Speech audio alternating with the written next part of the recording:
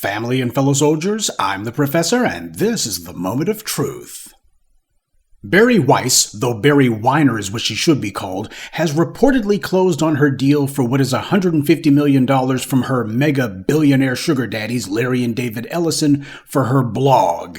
And because corrupt people never have any new ideas, they're giving her a patronage job as editor-in-chief for CBS News. Her right-wing benefactors want their propaganda to be boldly and loudly pushed, and they're not leaving it up to chance. This for a woman who has never worked in television, that is, unless you call her occasional appearance on a cable news panel show experience working in television. She's certainly never run anything in television before. Now, the scuttlebutt previously was that the Ellisons were going to fork out $200 million for her blog, and I do believe that that was going to happen, but clearly the dumbbell duo must have realized that that was absurdly overpriced. I guess they must read some of the stuff online, so they brought the number down to something that is still ridiculous anyway. Now, since nobody was actually reading her blog, I guess I got to give you a little bit of information about it. She called it the Free Press, which is a cynical name for it. It's nothing but far right-wing propaganda, in which Bari Weiss gives space. I dare not call it a platform because nobody reads her blog, but people like Coleman Cruz were given space to push lies about things like the murder of George Floyd and other psychopathic racist gibberish. But then again, racist gibberish is exactly why Bari Weiss left the New York Times in the first place. Like other right-wingers whose talent wasn't taking them anywhere, Bari Weiss had already decided she was going to sell out, and as a number of others before her had done, her entire shtick would be that she was a selfless martyr for unbiased read right-wing journalism, when in reality, she was just trying to promote herself. And that's the reason why, when she wrote her so-called resignation letter, which actually read more like a press release, she sent it out to any and everyone who would read it. Basically, her resignation letter said she didn't think that management at the New York Times or her colleagues kissed her behind enough, and nobody told her how brilliant she was. So she was leaving, and she was dismayed that nobody tried to stop her. She tries to make it sound like she was forced out, but that's not true at all. She wasn't fired, she quit. Nobody forced her out. Nobody even told her to leave. She chose to leave of her own free will. She claims that it was due to a hostile work environment. And of course, she claimed that there was rampant anti-Semitism because when you have a newspaper owned by a Jewish family, the Sulzbergers, and you have Jewish editors and colleagues, of course the place is going to be a cesspool of anti-Semitism, by which Bari Weiss means that they don't just swallow her pro-Zionist rantings without, actually asking any questions first. She whined and complained that she felt the younger writers at the Times were too woke, by which she means they didn't defer to her, and when you read her columns, you see why that is. She claimed that this was persecution. She made some vague allusions to her gripes being actionable in court, but of course she never went to court because she didn't have a case. That's not persecution, that's just being petulant. Bari Weiss has always had a chip on her shoulder where anything involving black people is concerned, and that's why the main complaint she made in her resignation letter was how in 2020 Senator Tom Cotton wrote a letter to the Times saying that the National Guard should be called out during the 2020 uprisings. Apparently news travels kind of slow out by the senator's moonshine still, because the National Guard had already been deployed more or less non-stop since at least the Ferguson uprisings. So he was way late on that one, but then again, the white right's always been kinda slow. Senator Cotton's temper tantrum on paper was neither eloquent nor interesting, and had it been written by, say, Joe Cotton and not Senator Cotton, nobody would have paid any attention to it. But he is a senator, and for the white media, status matters, at least from white people. They published it on the Times website. But the problem for Bari Weiss was the New York Times rightly pointed out that Tom Cotton's letter fell far short of their standards. Actually, if they had standards, they would never have published it in the first place. But even so, for Bari Weiss, the fact that they would say that this letter, which agreed with her own personal sentiments, saying that this fell short of their standards, oh, you can't say that. I liked what Tom Cotton said. It didn't matter how ridiculous or unfounded it was. It didn't matter the fact that it fell short of the Times' journalistic standards. What matters is I liked it. He's saying we need to bring out the military and start killing some niggers, and I like it. And you shouldn't have said that there was anything wrong with it. And for her, that was left-wing censorship.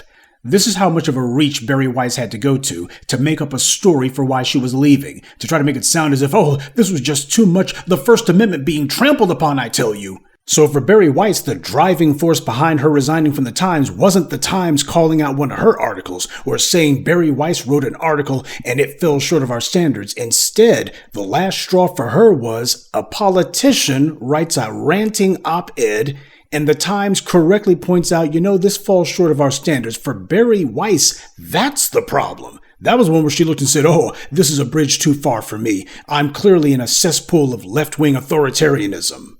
By the way, the Bari Weiss also whined and complained that the New York Times was spending too much time saying that Donald Trump was a threat to democracy. Just for the record, I haven't seen Bari Weiss making any complaint like that since January 6, 2021. Gee, I wonder why.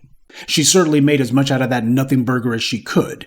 Now, I know this is taking a while, but understand this is the reason why, at least for some in the white media, Bari Weiss is a thing. Though I don't know why. It's not like she was a prominent writer, or as if she had written anything profound, or as if she won a Pulitzer Prize. Bari Weiss already had her next gig lined up long before she quit the Times. She already had millionaire Zionist, hedge fund managers, and other wealthy figures already set up to invest in her blog, and they were going to have her papered up to the tune of $100 million. For someone who whines about how right-wing mouthpieces like her are being ignored and censored, she sure has no problem getting lots of attention and even more money. In fact, that's how all these clowns from Bari Weiss to Ben Shapiro to Charlie Kirk move.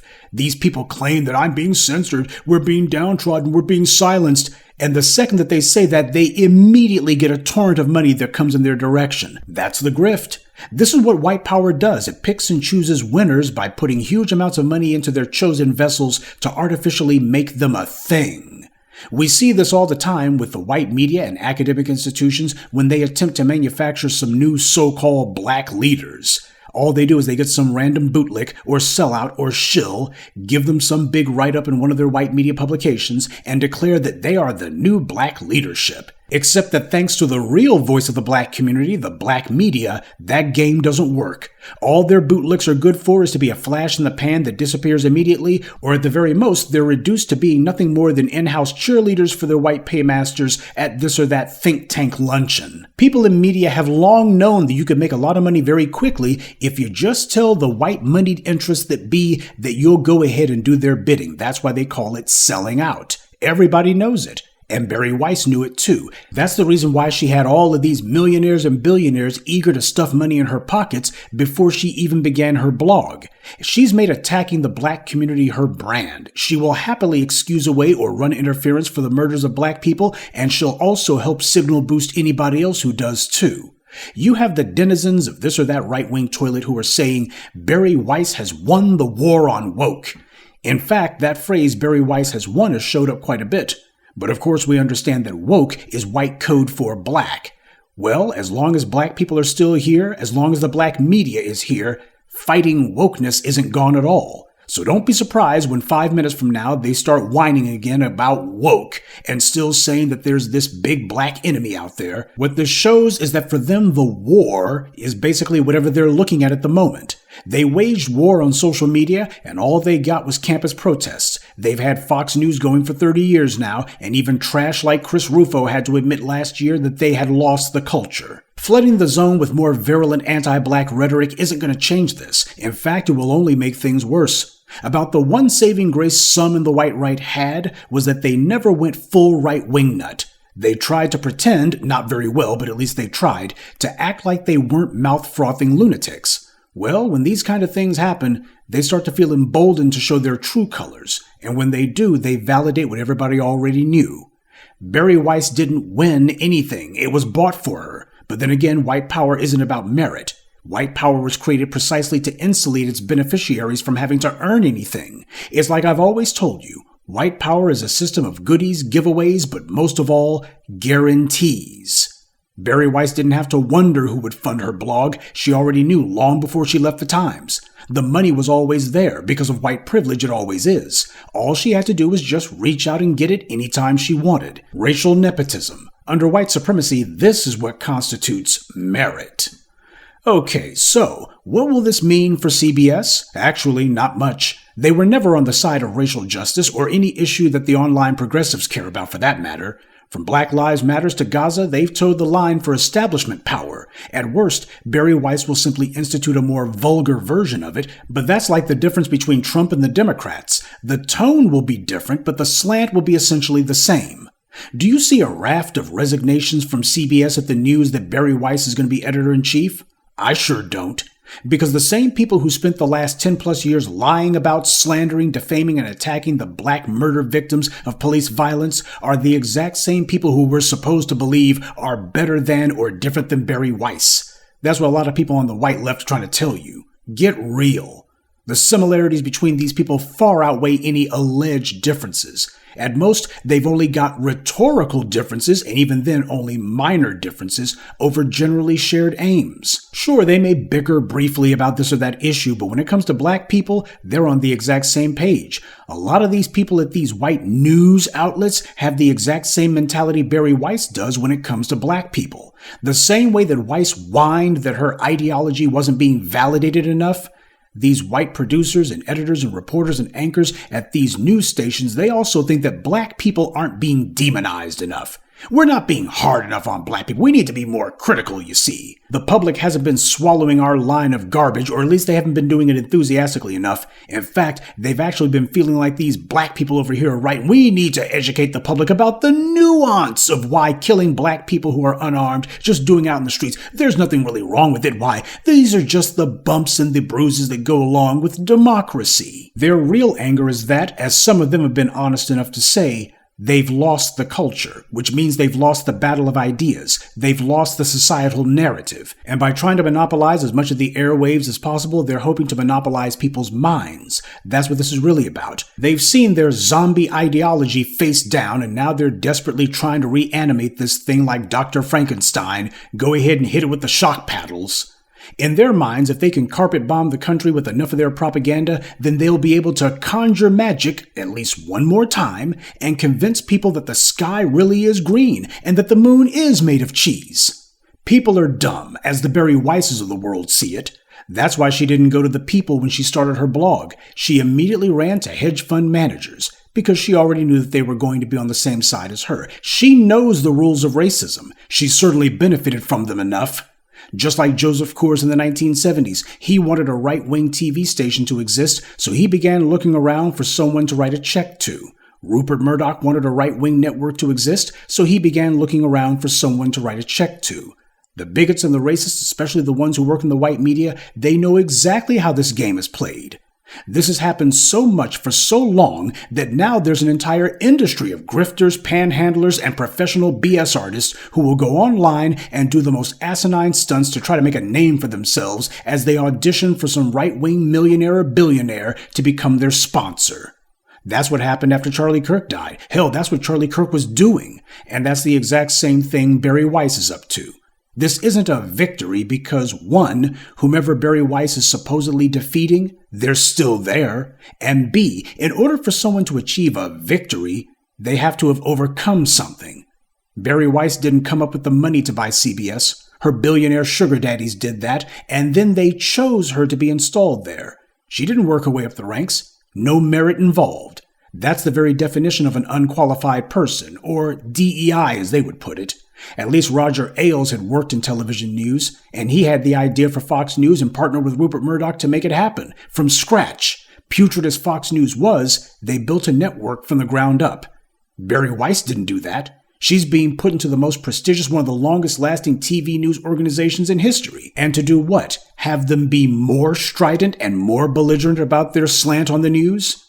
Bari Weiss doesn't know anything about television. I suspect that before it's all over, she'll show everybody precisely why her opinions were not respected at the New York Times, and why, when she started her blog, she was utterly dependent on billionaires to fund it, as opposed to doing like the Times and, building an actual readership. One of the advantages the right-wing media had, at least when it came to things like Fox News, is precisely the fact that their audience was not spread out all over the place. They were able to concentrate them at one network, everybody watching one station, and that's what made Fox News the unbelievable juggernaut that it's become. This doesn't happen if you decide that you're going to have people watching Fox News and maybe some CBS and maybe something of this and something of that. The audience becomes disseminated. Bari Weiss is not the person for this kind of job anyway. She's not a kingmaker. She's not going to build some sort of right-wing media empire. At least people like Keith Olbermann were smart enough to be able to spot talent when he recruited people like Rachel Maddow and brought them to MSNBC. Who has Bari Weiss put on? What bumper crop of new, dynamic, and breakout right-wing talent has she identified? She's the same as Ben Shapiro. He didn't make Candace Owens a thing. That's why when that harpy left the Daily Wire and started her own thing, it took off, while Shapiro and his billionaire funders have been left in the dust. As Kendrick Lamar said, you can't fake influence. Some people think that having billionaires buy them online ads and paying to place their names into publications is influence, but it's not. Exposure is not influence. The entire point of what the Ellisons are trying to do is to reach and indoctrinate young people. Bari Weiss can't do that. She herself showed nothing but contempt for the younger generation.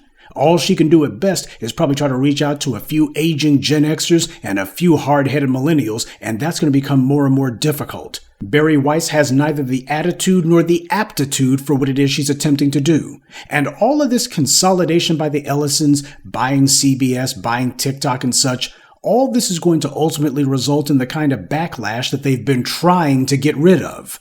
They're making it excruciatingly obvious who's pulling the strings. When you do that, you focus people's attention on you, and that's not a good thing when they're angry. For these white would-be masters of the universe, they live in their own cloistered, secluded bubbles, where they're surrounded by nothing but yes men, or yes women in the case of Bari Weiss, and they don't have to be right. They pay people enough to agree with them no matter how stupid they sound.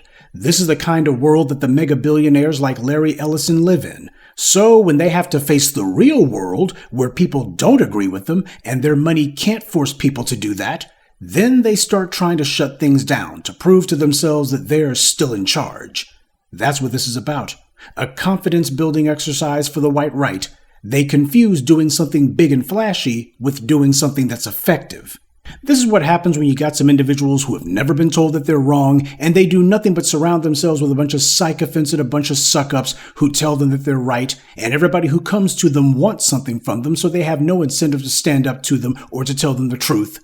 What's happening with the Ellisons is they're attempting to fight the last war. Here they are trying to get into network television, and they're trying to influence young people through network TV at a time when all the young people are gravitating away from network news. Sure, for a bunch of boomers and silent generation folk like Larry Ellison, those guys still think about television as the way to reach the masses. But as he should have learned with his misadventures with TikTok, the world has changed. Yeah, the world changed, but people like Larry Ellison don't. And that's the reason why they keep losing. If I was a betting man, I'd give it a few months before they have to bring in someone or a number of people to try to teach Bari Weiss what television news actually is and to basically run things for her. What the world is Bari Weiss going to do to actually bring people to watch CBS in any sort of large numbers? At least Roger Ailes understood what kind of soap he was selling. He understood that he had to put some scrawny-looking broads on the screen, wearing these high-cut skirts, sitting always at the end of the table, but make sure that their legs are seen because that's the soap that he was selling. Roger Ailes understood what it was that it took to get a certain demographic to show up in numbers to watch his network. What the world is Bari Weiss offering? She has far more in common with, say, Jeff Zucker, the ridiculous former head of CNN who ran that network into the ground, than she does with a Roger Ailes. Give it about 5 years, if she lasts that long, and I suspect history will repeat itself. Bari Weiss will once again wind up announcing her resignation as she throws in the towel, or her sugar daddies will realize that being the front woman for a billionaire-funded blog isn't the same as running a TV network, and she'll find herself having to leave. Though unlike her exodus from the Times, this time around she'll claim that she's choosing to leave, and that she definitely wasn't forced out. And she'll also claim that the news was perfect, even though her audience will be damn near gone by that point. But, just like with the New York Times, when she winds up having to leave CBS News and people ask her, gee, how come you couldn't make it into a raving success? She'll blame it on woke. Good day, and be one. I'd like to take a moment to mention some of our contributors. Hildman Gallo, Sabrina Scott, Jesse Gibson, Kareem Lawless, and Atu Hammond. Salute to them and thank you to everyone for listening, liking, and sharing this message. Black empowerment only exists because of you.